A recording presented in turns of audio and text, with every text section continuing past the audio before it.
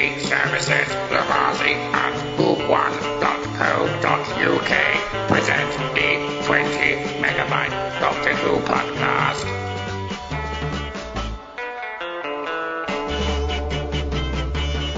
Hello and welcome to the 20 Megabyte Doctor Who podcast, episode 581. I'm Adam and...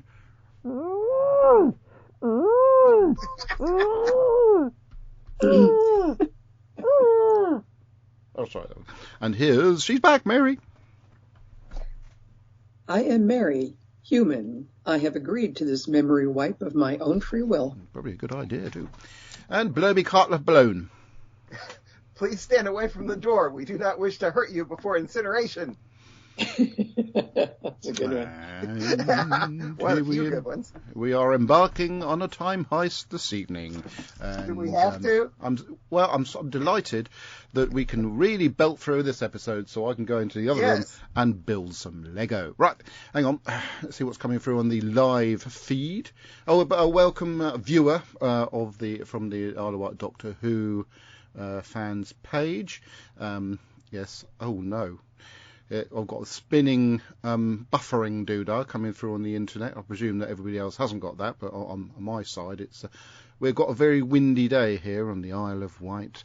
It's a storm named by the letter I. I can't remember what name it is. And yes, it might have an adverse effect on connection. So I presume you lot are still there. Yeah. Yeah, we're here. Well, my video isn't, but just in case it's just my computer playing up because of White Viper's inability to connect properly during a storm. I thought you had one of those perfect Macintoshes. I don't think that Apple control the internet on the Isle of Wight, but I know they'd like to. I would probably control the internet everywhere. But Apple. So stuff's coming through on the live feed. If obviously you can watch the main live feed on the 20 Megabyte Doctor Who podcast Facebook group, which you can join. Or if you're on the Isle of Wight and you want to join the Isle of Wight Doctor Who fans group, you have to message somebody because Chris Kane wanted the group to be private, so only us Doctor Who fans will be on it. The trouble with it being private, of course, no one can see it. No, I'm a member of that group, and I'm not on the Isle of Wight. You shouldn't be all right. Yeah, you're getting kicked out. Who's the moderator on that? That's Julian. Julian, you have to kick Kirby out of the group. He's not a member. He's not on the Isle of Wight. Well, he is sort of on the Isle of Wight, but by the fact that he's talking through this bit, I think I'm getting a bit mixed up here. Right then, live feed. Lydia and Robin, hello there. And then I liked The Wall. Now I have to say, The Wall, isn't that one that Danny Dyer used to present when Angela Rippon did the voiceover? She'd ask the questions. The Wall, drop 'em. That's basically Danny Dyer. You said you can get a picture of the wall earlier, so I think she's responding. Oh, okay, fine. It's a good wall, though, isn't it? That's the one that hasn't got a crack in it. Something much more prosaic. Neil James is on. Let's see how long it takes for them to flirt. Here we go. Neil James, good evening, time heisters. Have a wonderful podcast. And then, hi, Lillian. Lillian, hi, Neil. I feel as if I'm... some people have met over things like this, and, the future is rosy. I feel as if I'm intruding on something. Right, so Time Heist begins with some spinny stuff going on, and then it's a doctor and a couple of other characters, including Clara. Oh, no, he's in the kitchen, isn't he? Oh, yeah, doesn't he sort of... This will be an interesting one to hear you narrate, because it doesn't lend itself well to description. Yeah, that's right. I'm hoping I can skip through it quickly. There's a little... Oh, I've got the right episode. Yeah, it's fine. I have a suggestion. It begins, it's nonsense, it ends. Shut up. Just a second, please, Kirby. I didn't see these bits. When I watched it the other day, are these bits that I'm watching now, I didn't see them for some reason. Unless the iPlayer wasn't working properly, because I didn't see the opening scene with the Doctor messing around what it looks like to be in a washing room. And then Clara having a bit of a romantic moment with Danny. And then the Doctor turns up and the TARDIS dematerialises. And there's a phone call comes through on the blower, on the St. John's phone. And the next minute, they're in a room and there's a memory worm, and they've all had their. I like the memory worm section. That was great. they've all had their memories wiped, which obviously is, and Isabella happened to walk through this point.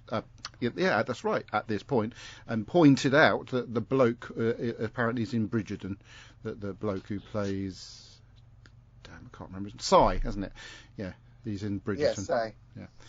Anyway, so and that's what I was doing while watching this whole thing, just sighing all the way through it. Yeah, so they've got to rob the biggest or the most secure bank in the universe. No, that's fine. It's very James Bondy, or it looks like it was attempting to be anyway. I tell you what, I thought some of the design on the sets were quite good. No, this is something I normally say at the end, but as I can see it on the screen now, I thought I'd better mention it. But you know what it reminded me of? Some of this sort of repetitive design around this whole episode is very Lego. I reckon whoever designed the sets with these, the circular blocks right next to each other, it looks like the top of a Lego brick. And I know is that why you like it? No, I like that because if you're somebody who builds Lego, I wouldn't particularly want to build this set, but if you wanted to, especially the bank itself, that was very Lego. I would just say it was very blocky, and that looked like it could be easily constructed by a Lego enthusiast. Anyway, yes, Mary. Well, I thought you said something. Anyway, right, so they're heading on to rob this bank. There's this lady with the glasses and the swept-back hair, played by Keeley Hawes. Now, Keeley Hawes. I feel, Mary, and I don't know if you agree with me or not, this is the third time that Stephen Moffat has decided to make the baddie have this similar hairstyle and a similar sort of pencil skirt. Yes. First one being, of course, Kavarian, wasn't it? The horrible woman who created River Song. Well, created River Song as in manipulated the existence of River Song. And what she was set out to do, and she looks a bit like her. And of course, Missy has a similar hairstyle-y setup and similar look. They could, of course, pass as sisters or clones, maybe, I don't know.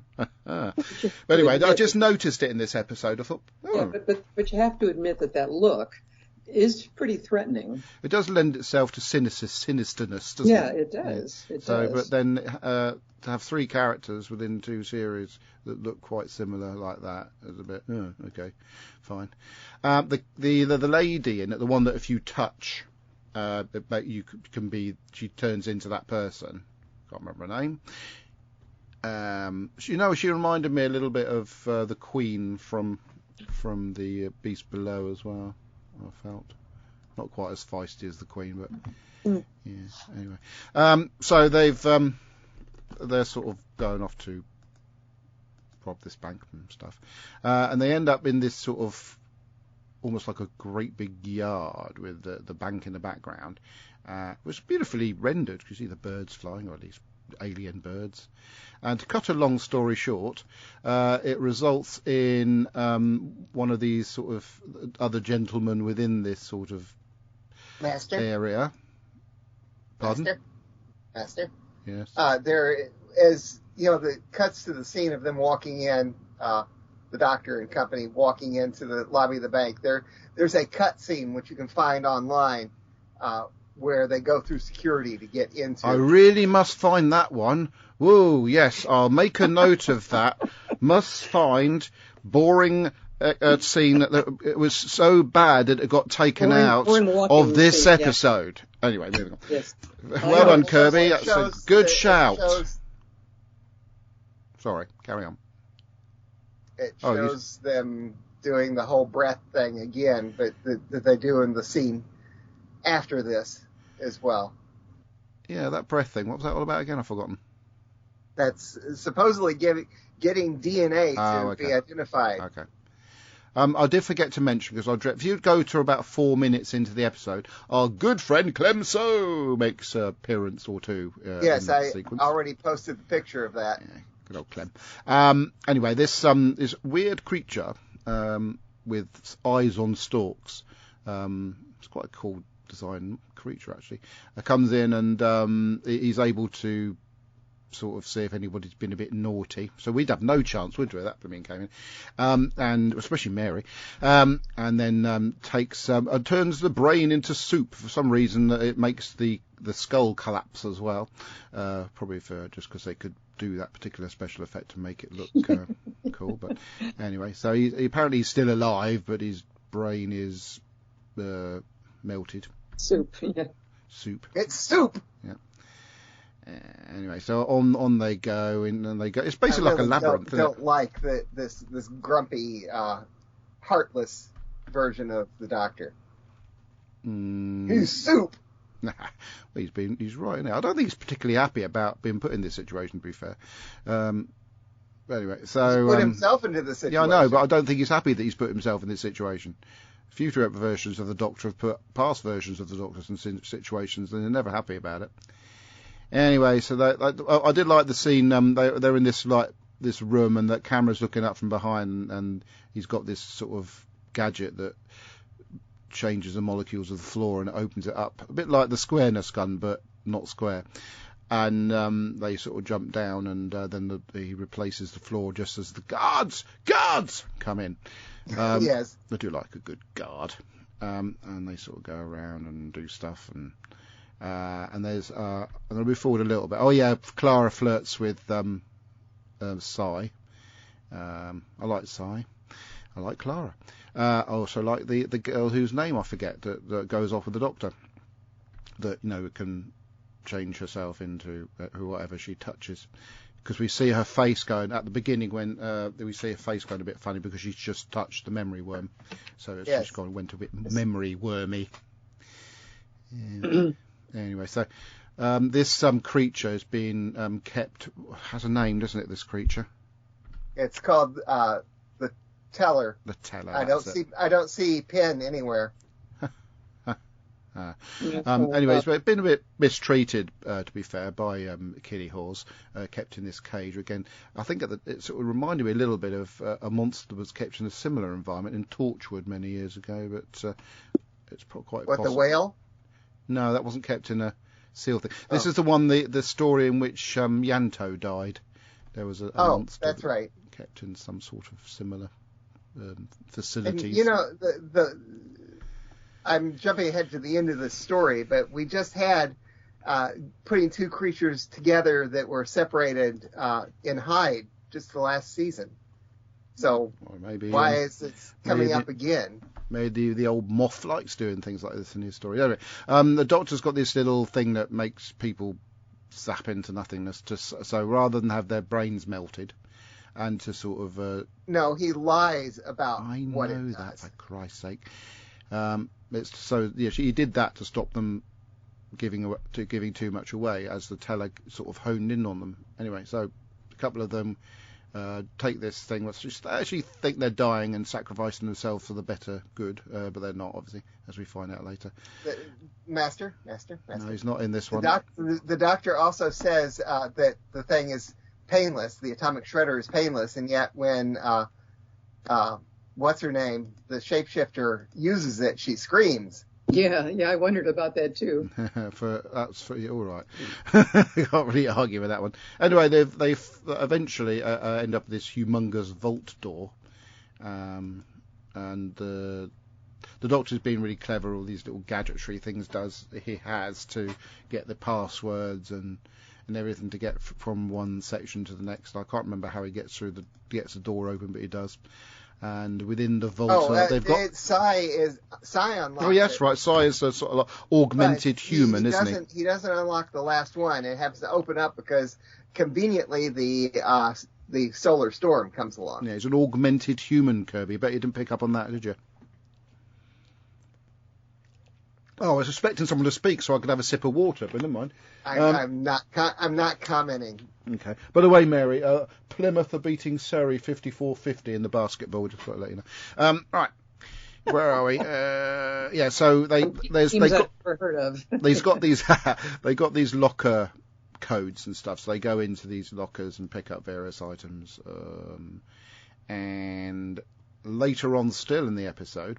That's right. Clara and the Doctor are about to get done in, but of course, the lady isn't dead because she's changed herself into a bloke with a beard, and the doctor hands out all the little prizes. What's that in that bottle? DNA, isn't it? I can't remember now. The little looks like a bottle of urine, but it's actually does really look like a specimen, doesn't it? It fixes her so she can actually not change into touch things. other people. So that sounds a bit iffy, doesn't it?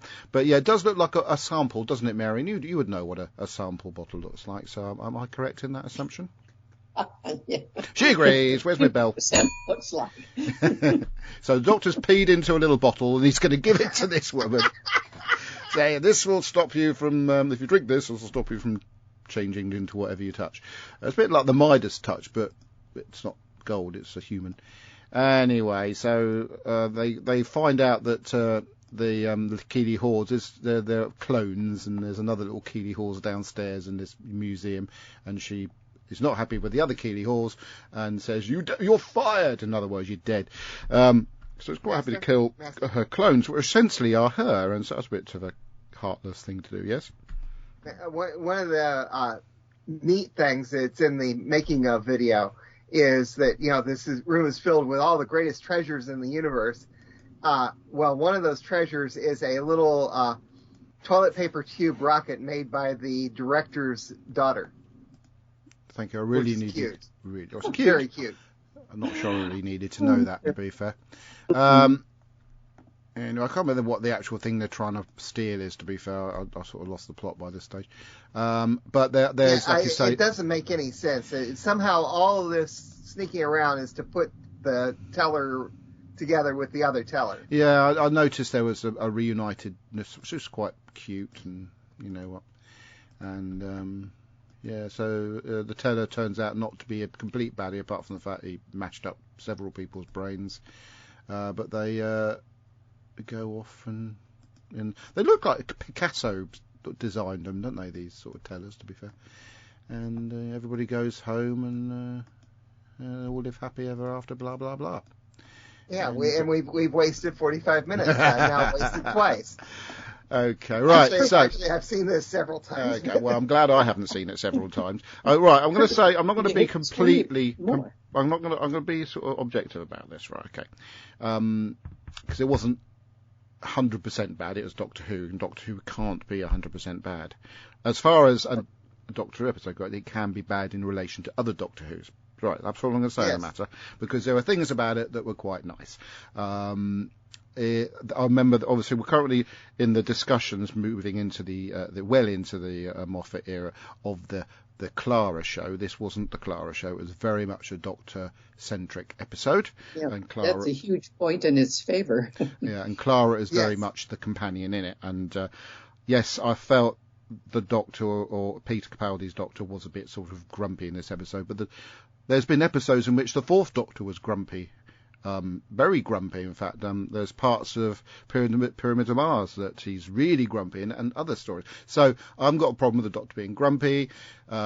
We all get grumpy from time to time. He can't always be happy. It's not the grumpiness, it's the heartlessness. Again, he does that from time to time. He's a mystery.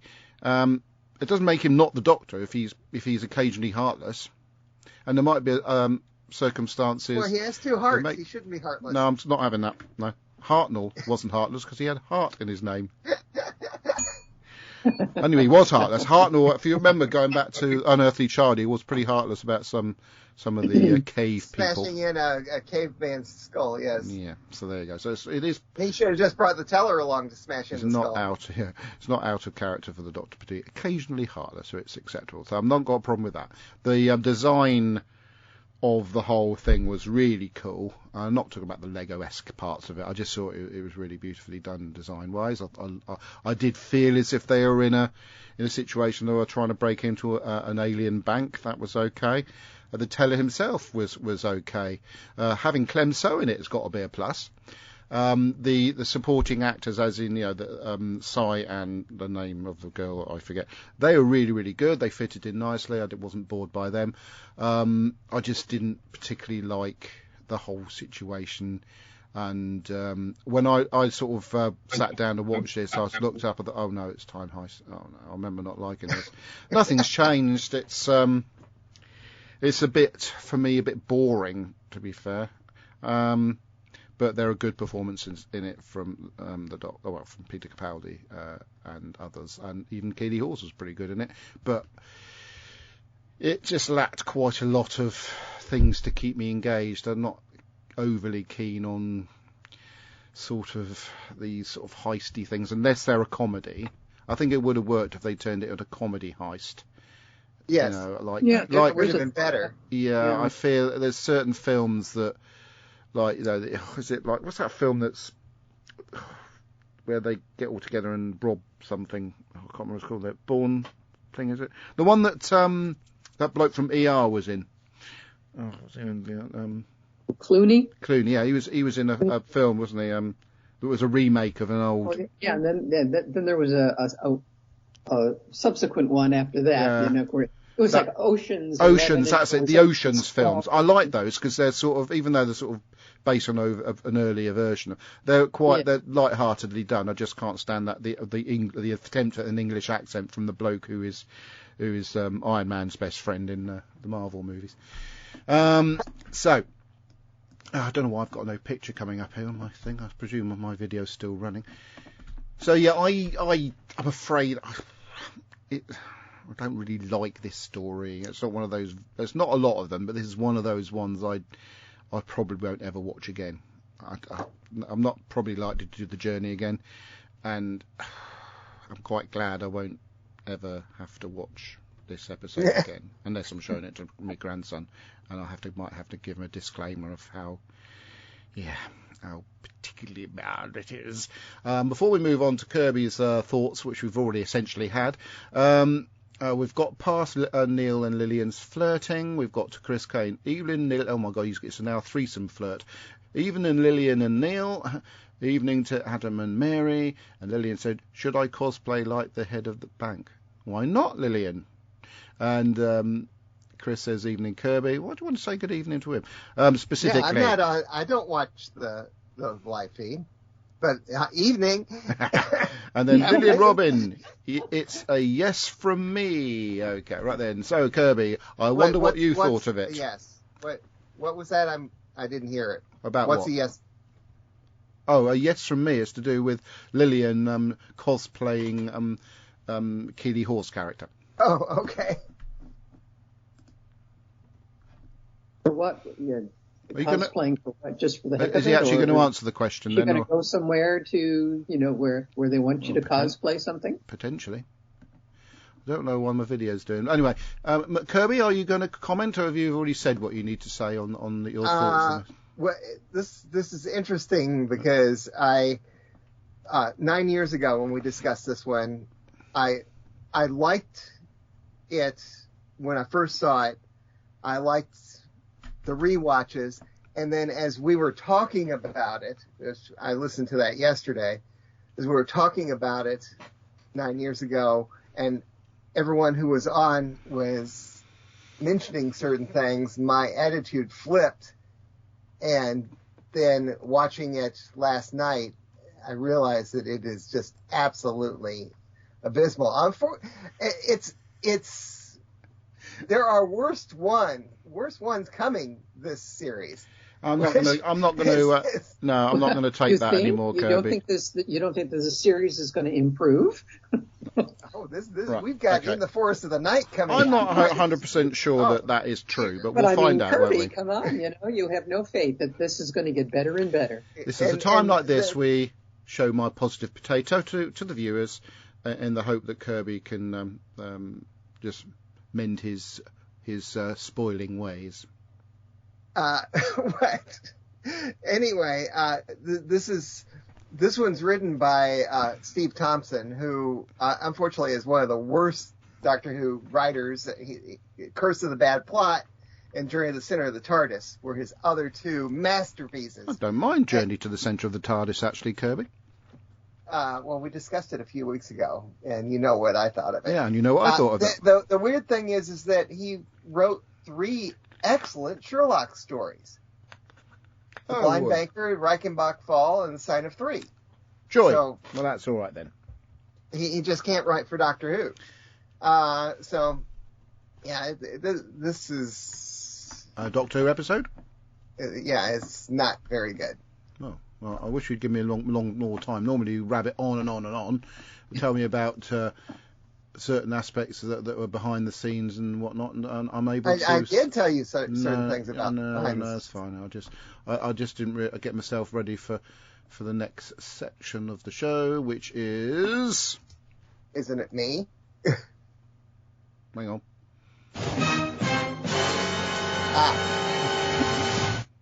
Yes. Mary, what did you think of this particular... well, my feelings about it are very mixed. There's good things about it. The Doctor is the Doctor, even when he doesn't know what's going on. You can see that he's madly, figuring things out and trying to interpret what's going on and give them hope at times. Of course, then sometimes he'll, throw those little side comments about, but then you die, those kind of things. It's like, okay. And Clara is a companion. She's a good companion. She's helpful, but she's not in charge. So those aspects of it are very good. And I did like the fact that it was a mystery all the way through. From the beginning, the Doctor doesn't know what's going on. So none of us know what's going on. And we still don't know what's going on. Yeah, by the end, we still don't know what's going on. Yeah, true. Well, but it kept me going. It kept me trying to, stay with them to see if I could, figure things out or if what would be revealed. But it was mired in so much confusing stuff, confusing language, what they were calling things that were really other things, and the monster, when that monster came out, I mean, he was scary for me, which is a plus. But then he reminded me so much of the Jadoons, and the Jadoons to me are almost comical. So I couldn't decide whether, I was really scared of him or whether I should laugh at him. And yes, that very tired story of, we've got your loved one locked in a closet. It's like, oh, come on, how many times can we play that violin? So I found it confusing, and I found it at times inexplicable as to whatever they were talking about. It didn't end very well for me. But there were those positives, that it was a mystery, and I like mystery and not knowing what's going on. I like that the Doctor was, even though he was lost, he was still in charge, and I like that Clara, took a back seat on this one. So those things are, and Keely Hawes as the woman, even though, yes, she is very stereotypically Moffat's villain woman, she still did a really good job. I liked her. She was very threatening in a very calm and steely way. So I did like that. So, so up, down, and we're going to get to Robert's review eventually. But when I read through it, it's like, I agree. It seems like we have, good episode, bad, good, and then they go bad, worst, absolutely horrible. Now. Yeah. So anyway, those are my thoughts. Well, thank you. Now, Mary, you listened to the Bernice Summerfield stories, right? Yes. Yeah. Apparently, according to the TARDIS wiki, a bank staffed by clones of its owner was encountered by the Doctor's former companion, Bernice Summerfield, who, like the Doctor, came there to steal something. It's an audio called Glory Days. Oh, I don't think I've heard that one. Well, might be a good idea to listen to it, but I hope it's not as bad as this. One other thing I forgot to bring up. One thing that I did like both 9 years ago and this time around is that when it ended? Oh, no, sorry.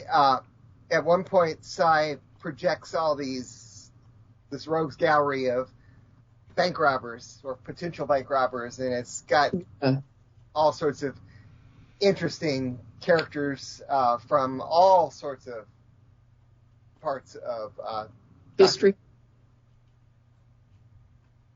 You said you like that? Yeah. Yeah. Okay.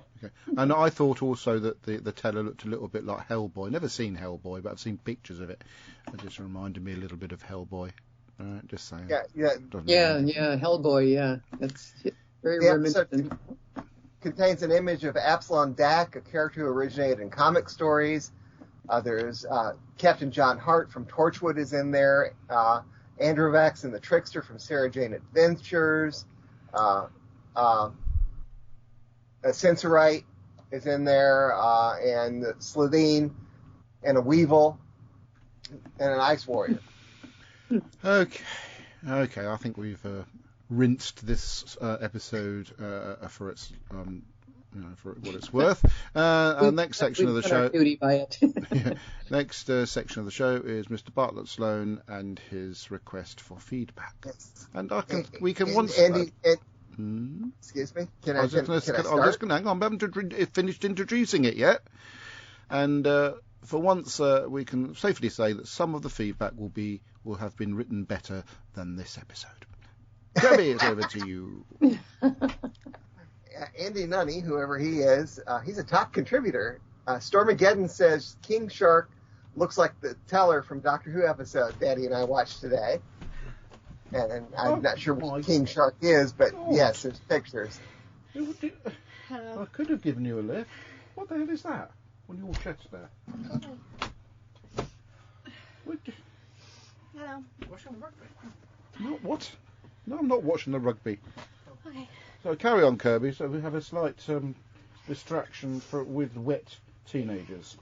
Oh, is it raining? Notice I said moist. Didn't say moist, but just Say moist. a little bit damp. Should have said moist. They've not got an umbrella.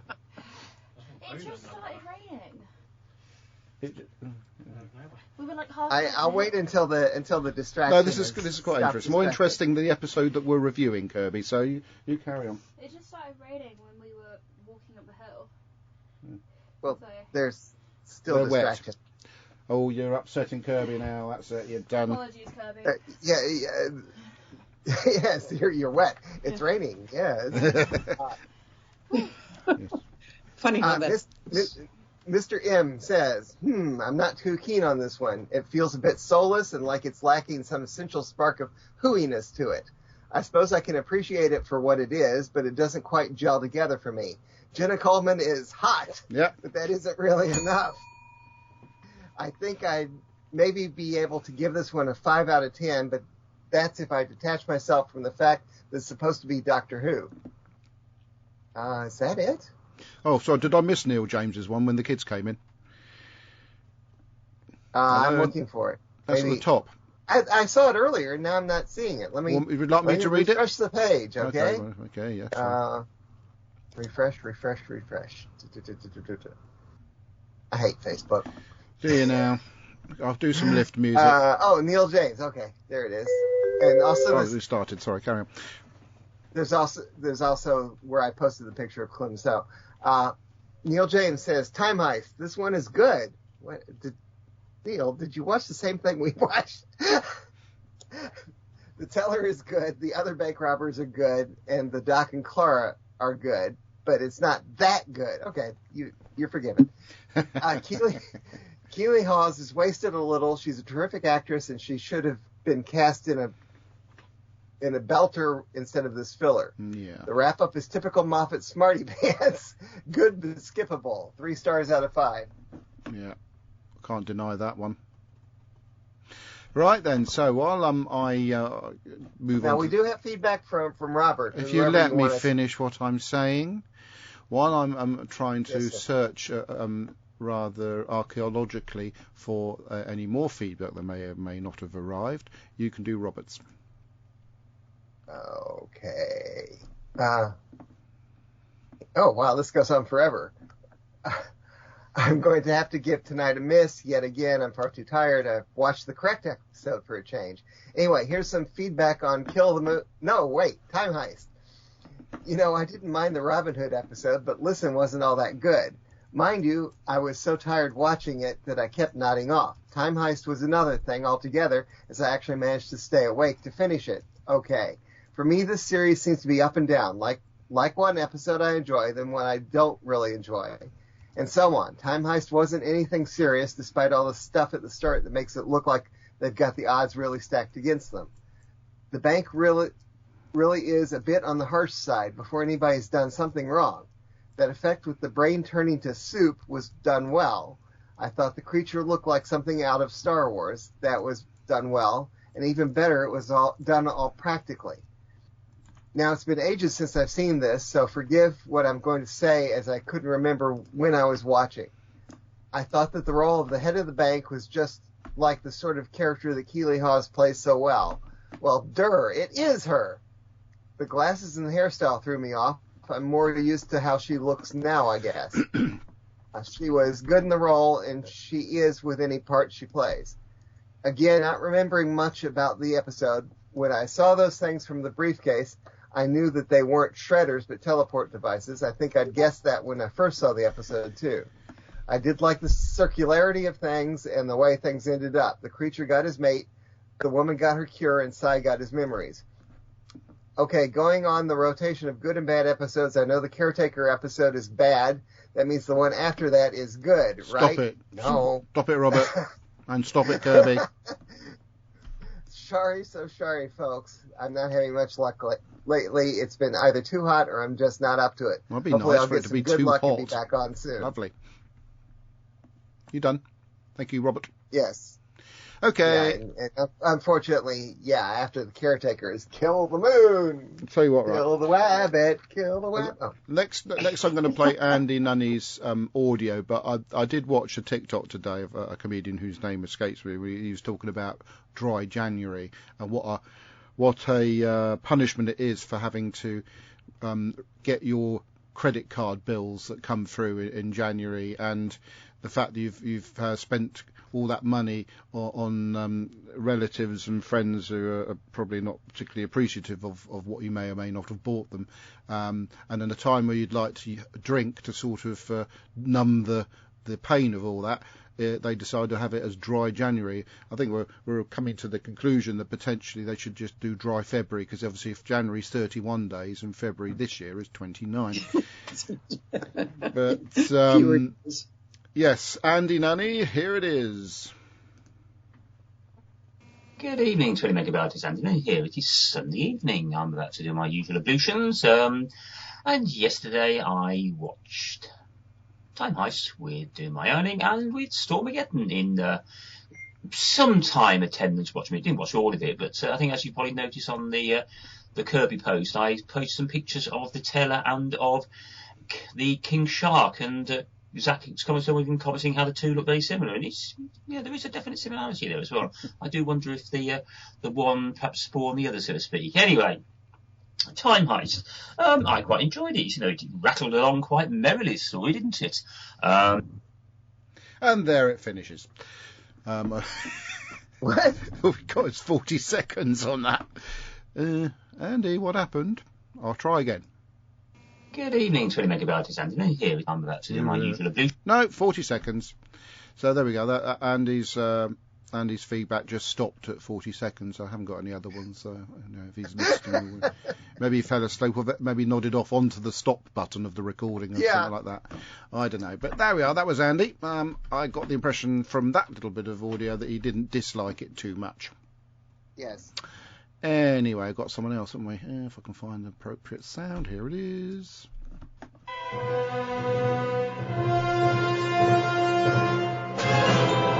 Hello, 20 Megabyte Podcast. This is Ian Kirk. Time Heist by Stephen Thompson and Stephen Moffat. Stephen Moffat likes to make a feature of time travel in his plots, and here he does that again. Cyber wants something to give her control over her abilities, and Cy a circuit to restore his long-term memories, so they go on an adventure. The Wizard of Oz had something similar. The teller is not a bank teller, but a creature who tells who is guilty. Yes. The Doctor, not Clara, is in charge this week. Yay! Do you remember the memory worm? That's a bit of a contradiction in terms. Again, no one goes to the Promised Land. Even the galaxy's most secure bank has convenient air vents. Bye for now. Ian Kirk, everyone. You have to admit that they did label those air vents "Do Not Enter." That's true. Yes. Right. Hang on. I'm just having. And then I love the way that the central vault, that with all that most precious stuff, has an unsecured air vent, huge air vent leading into it. It's like, did they think no one would ever try to come in through there? Right. Is that a rhetorical question? The whole thing is just has. Yeah. Sorry, I'm just communicating. I'm glad that we are over watching this one, but unfortunately, looking at the list of what's Yeah, we're spinning it worse. Oh dear, oh dear, oh dear. What? I'm just looking at the list of the rest of the season. Yeah. Oh my goodness. Oh, stop it, Kirby! I For goodness' sake! Some other things on upcoming Sundays. Stop it! I would set the dog on you, but he's not in here at the moment, so you're lucky. Okay, right. Let's see what's coming through on the live feed. Bear with. I'm looking at the wrong bit. I thought something was coming through, but it was actually what you've just read. I don't think anything's coming through, actually. I think the viewers are switching off in their droves at the moment. That's not going there. And nothing coming through on there. Click on that. Your time machine. Oh, hang on. We've got sound coming. Oh, have I got anything else? Let's have a look. No, it just stops at Neil James, and it's a yes from me. So that's wonderful, isn't it? So I'll go back over here. And what was the next bit we've got to do? Well, we have the Mileses yet. Oh, I thought we already done it. Can you do the Mileses for us, please, Mary? Okay. They say, sorry, but due to other commitments, we will have to listen to this week's podcast tomorrow. Well then, Doctor Who does Oceans 8 through 13. Memory worms again, causing fun, but this time no Strax. Not only was Jenna hot, she had competition with Pippa Bennett-Warner as Celebra and Keely Hawes as Mrs. Delphox Carabraxos. If Keely has any spare clones, can I have one, please? Really? Linda, are you reading this? With all those people walking around in the building, it seems silly to state, in quotes, the bank is now open. Yeah, I thought about that too. I think, well, where's all those people coming from if the bank was closed? Yeah. Okay. Another last of its species, the Doctor keeps meeting these types of being. In quotes, keep your mind blank.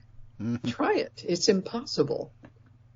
I found it a bit obvious who, all in caps, I found it a bit obvious who the architect was. How did they know where the cases were and gain access the whole bank? Yet again, maintenance ventilation ducts big enough to crawl through. When Celebra died, it looked like a teleportation, not a disintegration. Calories consumed in the TARDIS have no lasting effect. Next up, back to school with the caretaker. Right. I'd say that's in hindsight that it looked like a transportation because, until you knew it was. Yeah, because I didn't know what it was when they showed it. I just took his word for what it was. Well, have been a disintegration. I had forgotten in the 9 years. Oh well. Doctor Who news. Not a lot of it, to be fair. Unit, the Vaughan identity. That's interesting. Something like that. 2024 will see the launch of Candy Jar's Unit range with a series of original novels. This new series of books now squarely focuses on Unit and explores the fallout from the invasion, both on a personal and national level, and how the story would have been spun by the government and the press. Oh, that sounds good. And I think we have spoken about this before, the season 15 coming to Blu-ray. Yeah, that I can't get. Never mind, eh? But it also includes some of the greatest Doctor Who, Horror, Fang Rock, Invisible Enemy, Image of the Fendal, Sunmakers, Underworld, and Invasion of Time. Cracking tales. Yes, absolutely. So, yeah. What else we got? We've got much left, have we, to be fair? Could always just double check if anybody's said anything on the live feed. And I can double check that it's a no. I'm not going to do the sponsors this week because I'm not quite sure whether I'm going to bother actually getting them to renew it or not. But I'm not going to say that I'm not going to mention them until we finish the show because I like saying whon.co.uk. You can mention them here and there, but I'm not going to go and say, on whon.co.uk this week they're selling this, that, and the other, the same with Lavazzi, because I feel that I'm not going to build them anymore. I think made such a good load of contributions to the podcast over the years, and where we're sort of in our, what is it when you're just about to retire? Is it swan song? It's sort of in our swan song. Now, I feel that they've done their bit, so they're going to get free mentions from now on. But I'm not going to commit myself to keep on, you know. But Master. No, the Master's not in this one. It's Missy at the moment. What are you going on about? I just brought up this website, whowon.co.uk. Oh, God. At the very top of the page, it has this big picture with the 20 megabyte Doctor Who podcast. Yeah, which is the old graphic from about 10 years ago, I'd imagine. Who's the Doctor at the end of the line on that picture? I'm not sure. I think it might be Peter Capaldi. Yes, it is. Yeah. All right, then. And when you click on it, it goes to Podbean. So.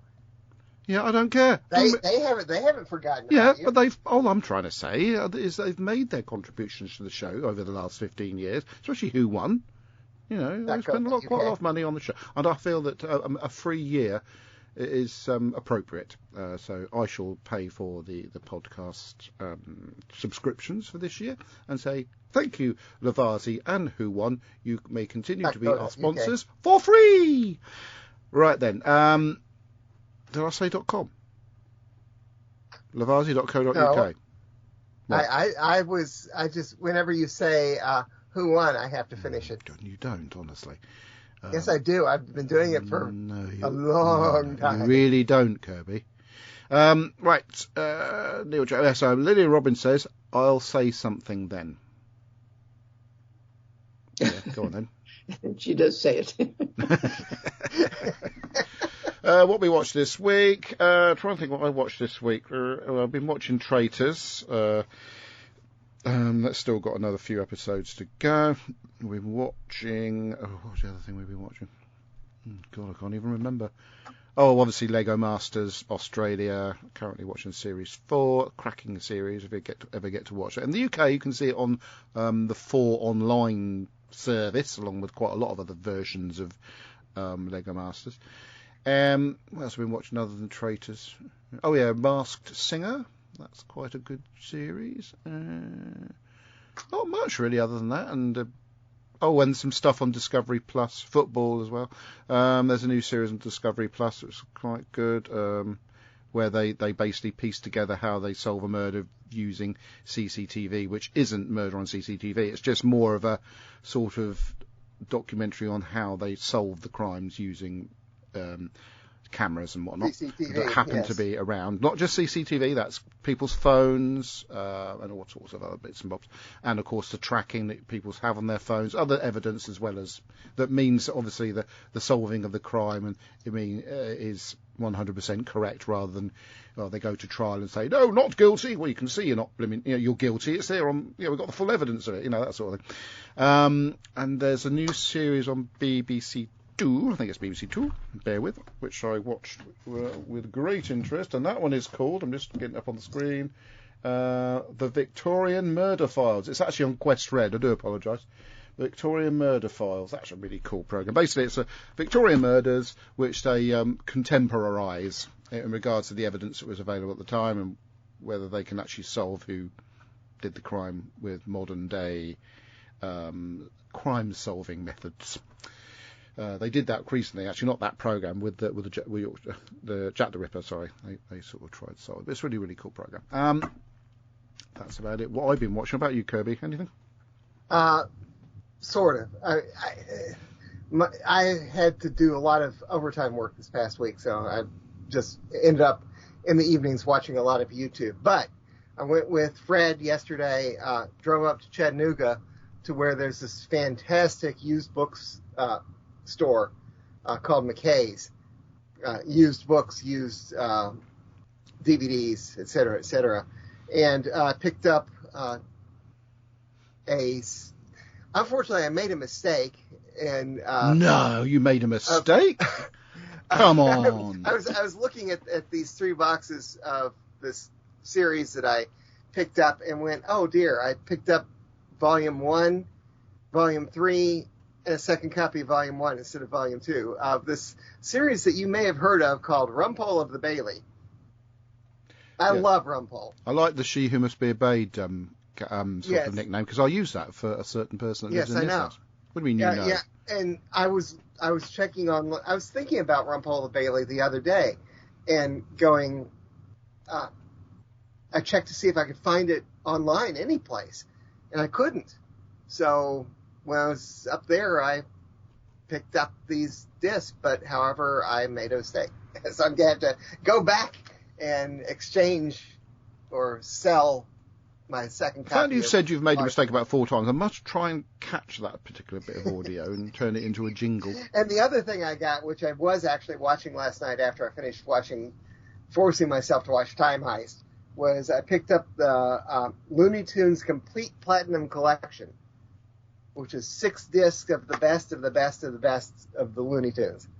Cool. I like the sound of that. And they're not censored. So why would they be censored? Oh, I saw a couple of on Prime. There's like 3 hours of cartoons, and they've got some of the ones that they made in the war with Daffy Duck and a few others, which are a bit sort of on the edge, but they would have been because they were made in the war or the Second World War. Yeah, I mean, there's also ones like Speedy Gonzales, and that one tends to be not played a lot. Well, because of the racist elements towards Mexicans. Yes. Okay, I can understand that. Yes, but then you could say about Tom and Jerry and their maid, the maid that jumps up on the stool when Jerry. Yeah, well, I didn't. When I was a kid, I did not like Tom and Jerry, and I'd not seen all that many of them. I love Tom and Jerry. Funny. But it's all slapstick and it's all good fun. But yeah, there are some old cartoons that are a bit, So I would imagine the time in which those Daffy Duck war cartoons were made, that America wasn't in the Second World War, so they were making these cartoons about Hitler and whatnot, by way of sort of sitting back and watching. Anyway, moving on. Well, that's all that I've. So this is a point in which we can ask Mary, because obviously she's not been on the show for 15 years, so we can find out what she's been watching in that time.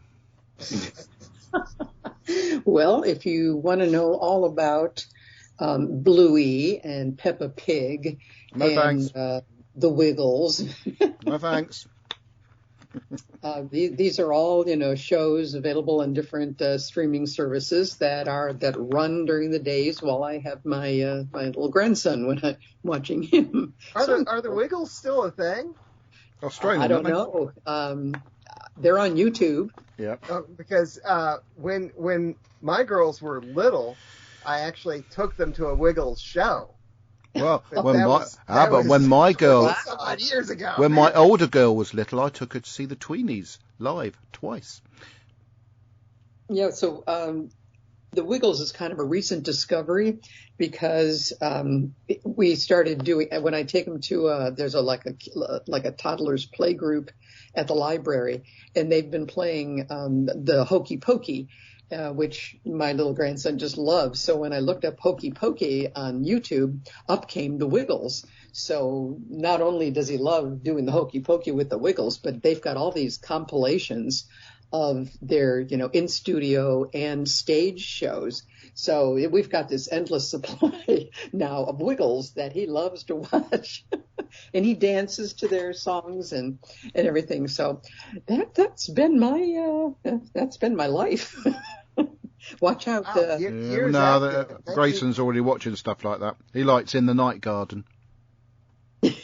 Well, Adam, when he's a little older and gets more focused on TV, it's going to be interesting to hear what you're watching with him when he's with you and your wife. Yeah, but the lovely thing about him liking In the Night Garden, which I believe is still being made with Sir Derek Jacobi as the narrator, is that's one of Isabella's favourite programmes when she was little.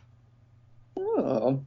Yeah, I just brought up the Wikipedia page on the Wiggles. It says years active, 1991 to present. There we go then. Oh my! So they still exist. Yeah. Sorry about I read a thing where there's parents that are upset with the fact that because their kids watch so much Peppa Pig, which is British made, that their children are learning to speak with British accents. Good. Isn't Bluey Australian? Yeah, and Bluey is Australian, yeah. I don't know what the Wiggles is, though. They're Australian. They're Yeah, also they're Australian? Okay. So why is it the Brits and the Aussies are all coming up with these great kids shows? What are we making in come America on. that Well, Barney can- was one of the main programs that Alicia used to watch when she was little. I actually bought her a interactive Barney, and when we met Barney when we went to Walton Towers, so it was obviously not the real Barney, but he did look like the real Barney. That used to be quite good. And Sesame Street was always a winner, isn't it? And I don't think any kid would not want to watch Sesame Street. my daughter never liked Sesame Street. Oh, When why's she that was then? growing up, for some reason, she always wanted me to change the channel if I had Sesame Street on.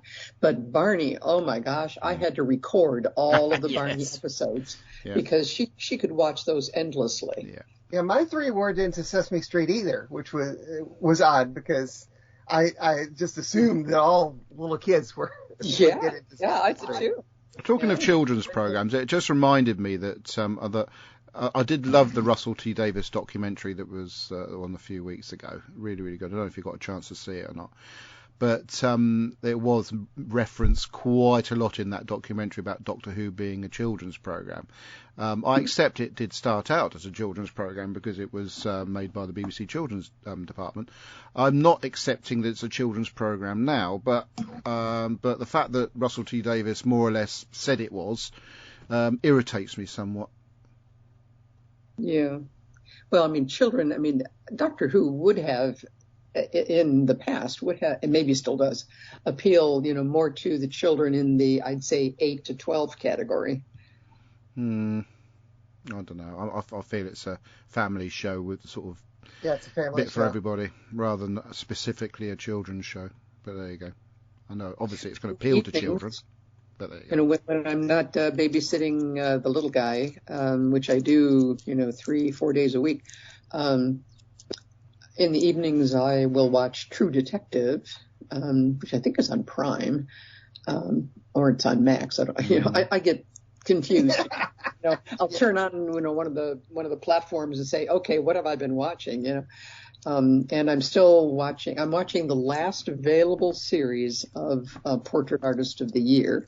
Oh, well, you caught up with me then.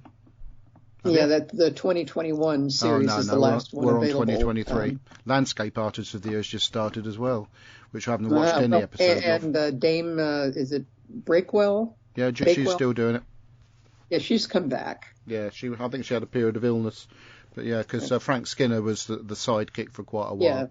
Yeah. But he hadn't done And it for a then while. I forget the name of the guy who kind of took over and did it for a 3 years. He's still doing it. But so he's still on. Mm. Yeah. Do you know what Ncuti his name Gatwa is? was one of the subjects on one of the. Yeah, he That was. was quite a in the while back, 2020 wasn't it? Yeah. In the 2020 series, yeah, he was. I think But David Tennant's done it as the well. thing is, everywhere I turn now, he's in things. He's in Barbie. He was Yeah. in Portrait Artist of the Year.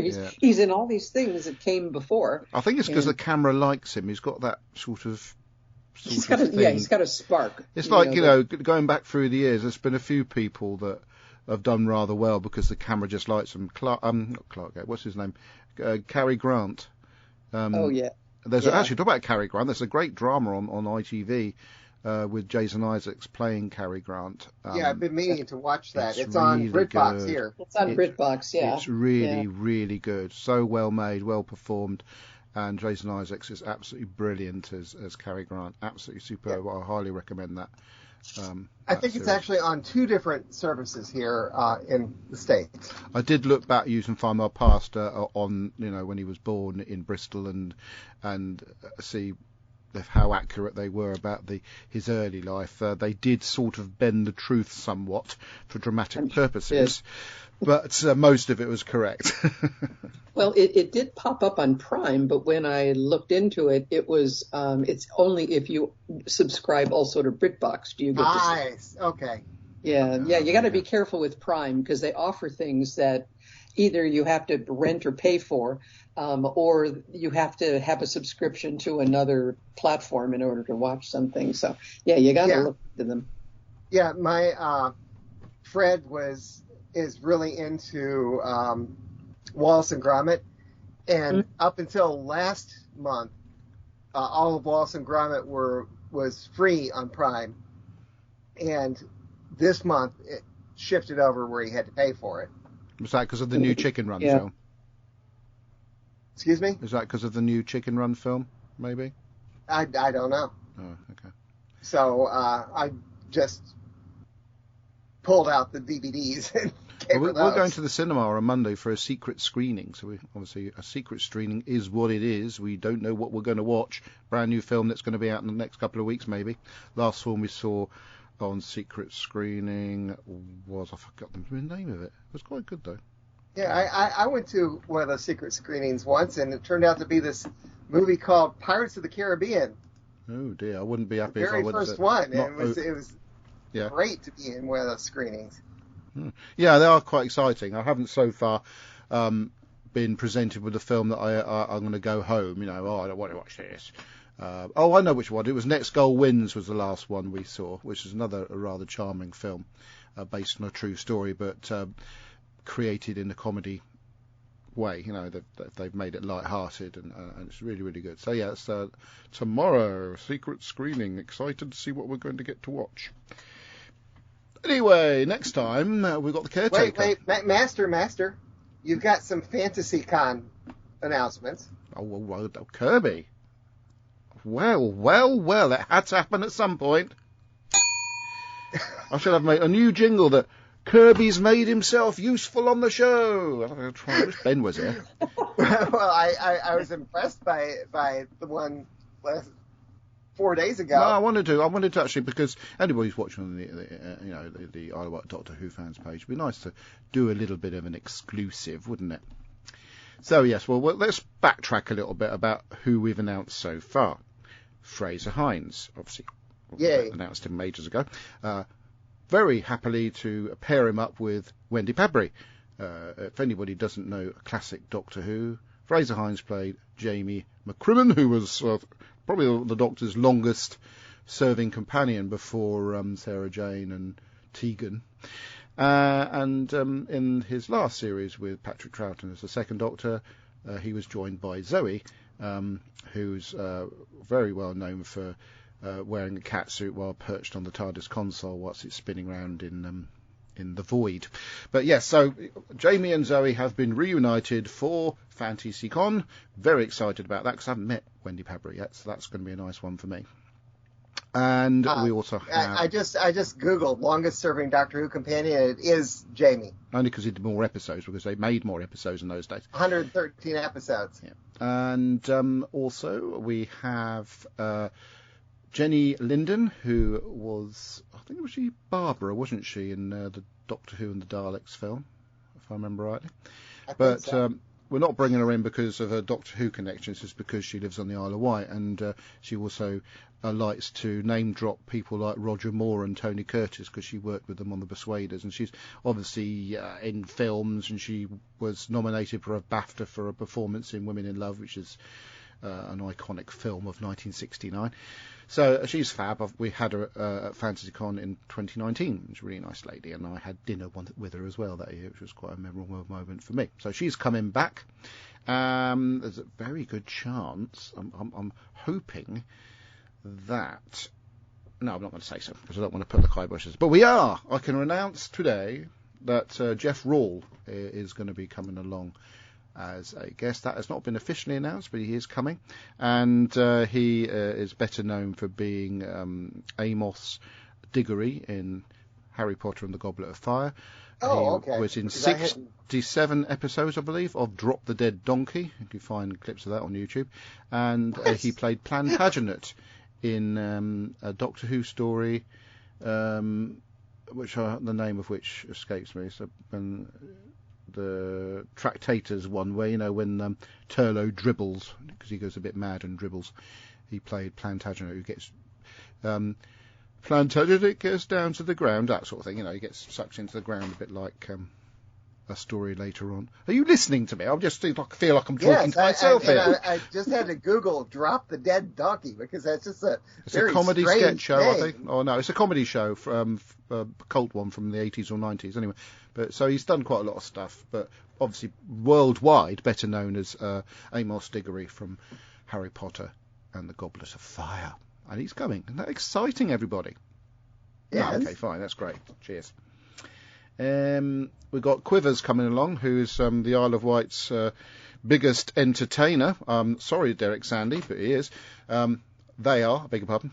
And Quivers is going to be not singing because she needs to conserve her voice for an evening performance outside of FantasyCon, but Quivers is bringing her personality and a stall to sell her merchandise. She's also going to be judging the cosplay competition amongst other cosplay competition judges. I haven't. Deb and Alicia have seen Quivers perform on many occasions and will always take up the opportunity when it occurs. I haven't. I've heard her. I haven't actually seen her. But she's a massive Doctor Who fan, so I know Julian. Yeah, I was looking at her Instagram earlier today, and yes. she even has a TARDIS tattoo. And she's got a Davros suit as well. So I don't know if Julian Clark may have posted that on the page, the Isle of Wight Doctor Who fans page. Julian, post it on the 20 megabyte page as well. That's all I can say. More Quivers. We can't get enough Quivers, so that's fantastic. Right, what else? Drop the Dead Donkey. You can watch here on the Roku channel and the Tubi channel, which means it'll have commercials. But yeah, Jeff Rawls in that. Take a look at it. Jeff Rawls in that. What else we've got? Obviously the Joker Squad. I'm in negotiations just to remind the Joker Squad we desperately want them to come along. Now you're going to say, who's the Joker Squad? Who's the Joker Squad? The Joker Squad are a band of Star Wars cosplayers who are absolutely fab. Okay. That's the question? No? Okay. Well, that's it. Obviously we've got the Hows coming, because they're bringing Fraser with them. So Samantha and David Howe are coming along as well. So we need them. We need them to be them. They're absolutely lovely people. And I'll tell you, you American conventions need to get Samantha and David Howe along. Because you buy two, get one free. Well, actually, no, you do have to pay. Well, I'm sure they've probably been to Chicago TARDIS and Gallifrey. Yeah, you sure, are you? You're not. Okay, it's fine. Relatively sure. I mean, but there are not that many Doctor Who conventions anymore. Well, that needs to be changed, doesn't it? Well, I'm not putting one on. Yeah, I wanted to do a Doctor Who convention. It was called FantasyCon, and then other people came along and removed Doctor Who from it. So all I've got now is a zone. That's what we had at IslandCon. We had a Doctor Who zone, but we made FantasyCon to be a Doctor Who convention that has other elements similar to Doctor Who that Doctor Who fans might like as well.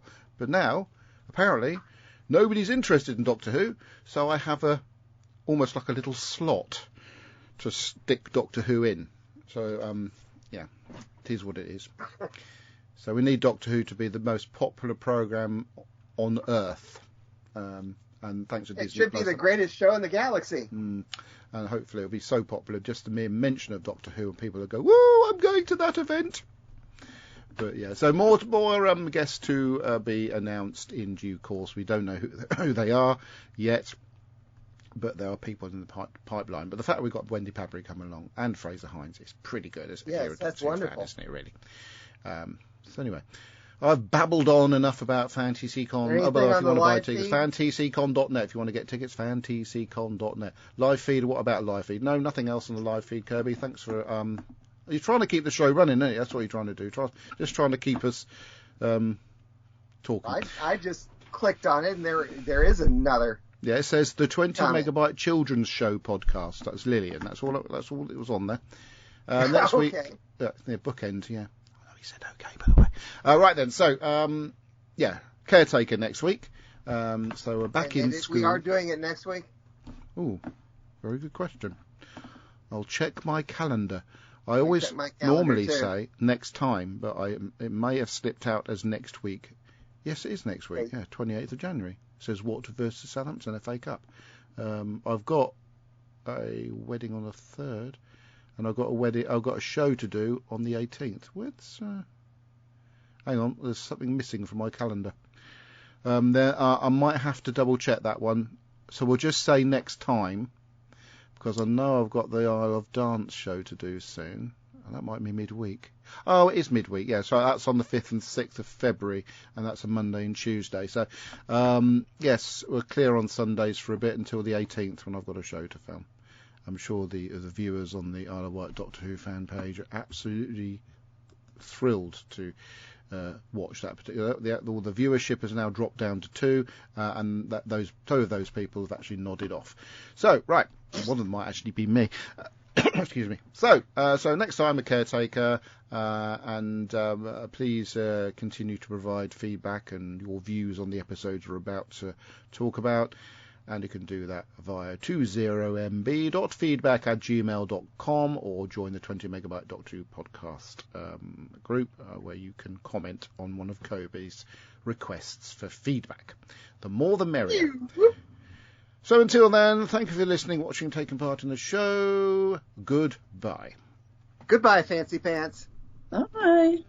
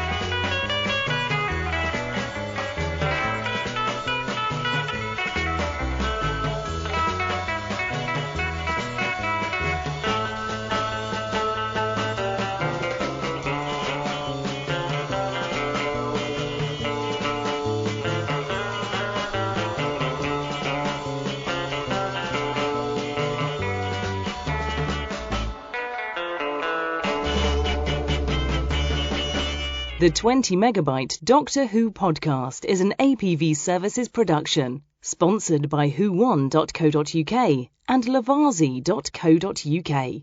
We are proud members of the Doctor Who Podcast Alliance. Doctor Who is a trademark of the BBC. No copyright infringement intended. The music on this podcast is covered by limited online music license from PRS for Music.